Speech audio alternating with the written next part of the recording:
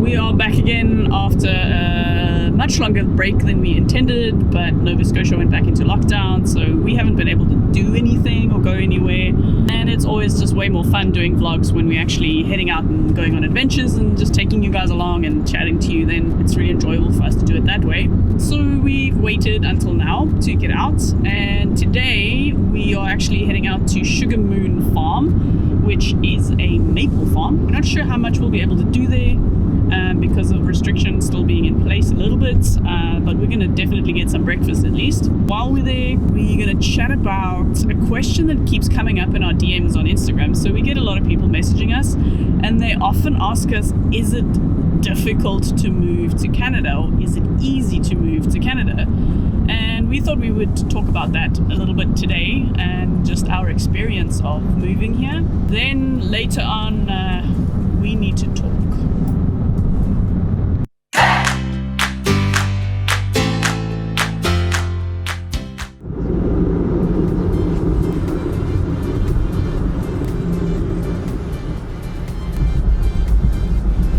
Okay, so quick disclaimer, this video is not about immigration advice. We are not legally allowed to give any immigration advice, so this is literally just our experience of moving here. If you are serious about coming to Canada and you want to move here, we suggest that you check on the Canada government website, which is the official site, for information to do your own research. They also have a listing of registered immigration advisors and consultants and lawyers that you can get in touch with if you need to, so check that out. If you were looking for immigration advice, you will not find that here, but this is what we think.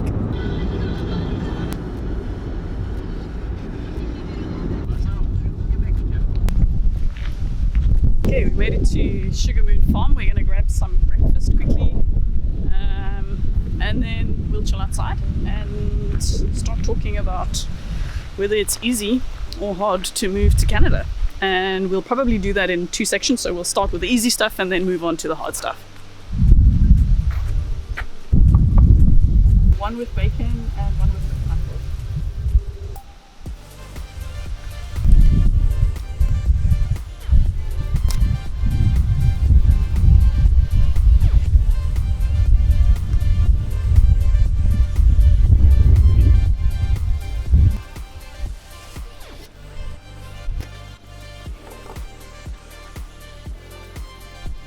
Yummy. So just before we were enjoying our pancakes, Kita here from Sugar Moon Farm has actually popped out to say hi to us, and she's going to tell us a little bit more about the actual maple syrup making. Well, really nice to have you here. We love having people from around the world because you don't tend to know about maple syrup. We've been here for 25 years. When we moved here, we didn't know how to make maple syrup. The guy that had this farm was looking for the right people to apprentice and take over, ideally, and we were it. So this farm starts at the bottom of the parking lot there, and it's 200 acres or 80 hectares, and it goes straight up the hill. So it's a big rectangle like this. That's the typical size of farms that were settled in this area.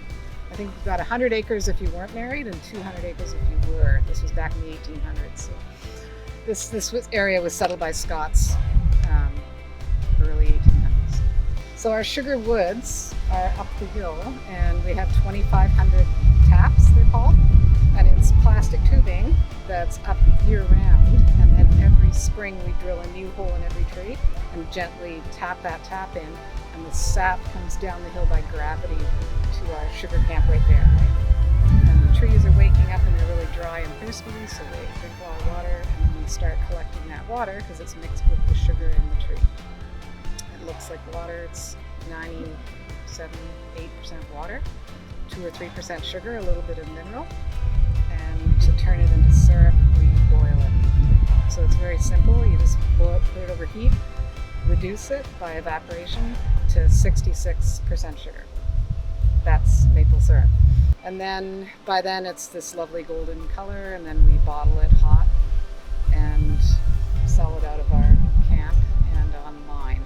So that's a nutshell Yeah, that's awesome. of maple. And how long do you boil it for? depends on how hot your heat source is. So you can do it on a fire outside, and it could take days. That's how people traditionally did it. They'd have a big pot, like a cast iron pot, and it would take a long time.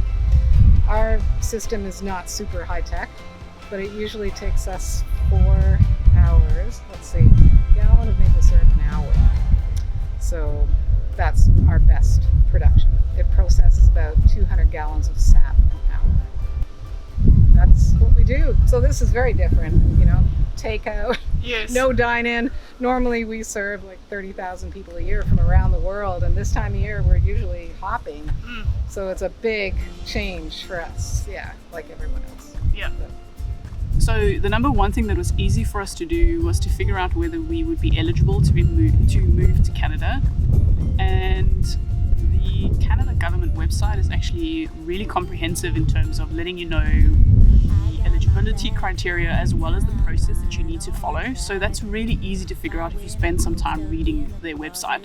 And what I found with the Canada website as opposed to other countries was that it was really in simple English. It was really easy to understand. There was no difficult legal terminology to understand. It was pretty straightforward whether you would be successful in your application or not, and checking those criteria is really easy to do. So I would suggest that if you are interested in coming to Canada, that is your first place to go, is to read up about the different streams that they have available, and those have changed since we've moved here, and to check whether you fall into one of the categories, and then to start the process according to the steps that they lay out on the website. So if you're coming out to Sugarman Farm for the day, it's actually really nice to do some of the trails. There's lots of walking trails, and normally they would also have a tour for you to walk around the farm. So definitely check out the website and see if that's up and running again when you're in the area. Otherwise, just the normal trails are really, really nice to walk as well. Number two thing that was quite easy for us to do was the decision to come to Canada, and then our conviction in that kind of decision and our commitment to making it happen. And I think that's something that is really important to do if you are deciding to make such a big change in your life, is that you should be committed to it. It's not something that you can really just test the waters and see how it goes, because it's quite a substantial financial investment and emotional investment. So making sure that you're serious about it and that you are going to follow through is kind of important. And for us, that part was really easy. We knew that we wanted to come here and that we were going to do everything we could and everything that we had to do that was necessary to make it work and to make it happen.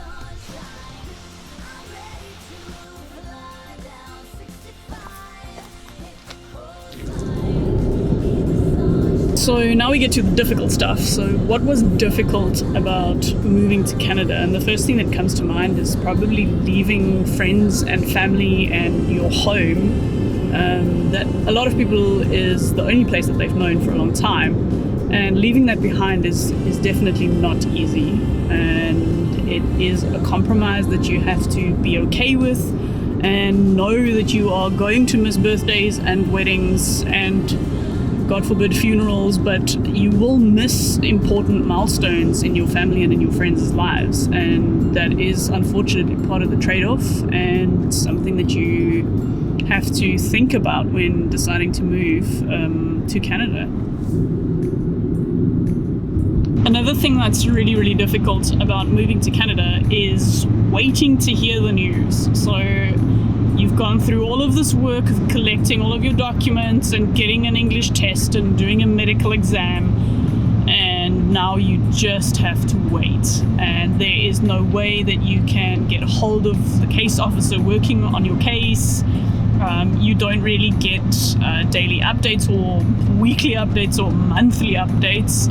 So you usually don't know what's going on or how far in the process you are unless you get like a notification to say you've passed something. So that wait is really, really difficult because in the meantime you have to carry on with your life as normal and pretend like it's not happening. So for people who are still in their jobs or still own a home, you kind of have to hang on to those things until you know what's happening. And then once you do know, it's kind of really a rush to then sort everything out in your home country. So for us, we found out in November that we got our permanent residency, and then we had until February to clear the border. So that's only 4 months from finding out that we were approved to having to land in Canada. So if you own a home or if you have family obligations during that time, it can be quite stressful. We were really lucky that we didn't have anything like that. We had purposefully kind of lived an unattached life and never bought any property. We never got pets, so that we were ready to move as soon as we could. And yeah, that's one way to make it a little bit easier, but the wait is never easy. Laughing at me, boo! So we're already back in Dartmouth again because Jacques got quite a bit to do before he, I guess you guys will find out after this point. So the last point is that once you get here, it can be quite difficult to just settle and like find your groove and just get used to things. You got to learn a lot of new things and get used to how things work here. For example, you got to get a new license and figure out what side of the road everything is happening on. And one thing that we and other South Africans have actually found really strange is how many options of milk there is here. And if you want to hear more about the other culture shocks that we've experienced in coming to Canada, I'll link the other video above and in the description, so you can check out our video on culture shocks. But basically, it's not easy going to a new country, and you really kind of have to embrace it and do everything you can to assimilate and become, I guess, Canadian. So yeah, that can be tricky, and you got to work at it. So I was a bit of an idiot, and I forgot to charge the spare batteries of the camera.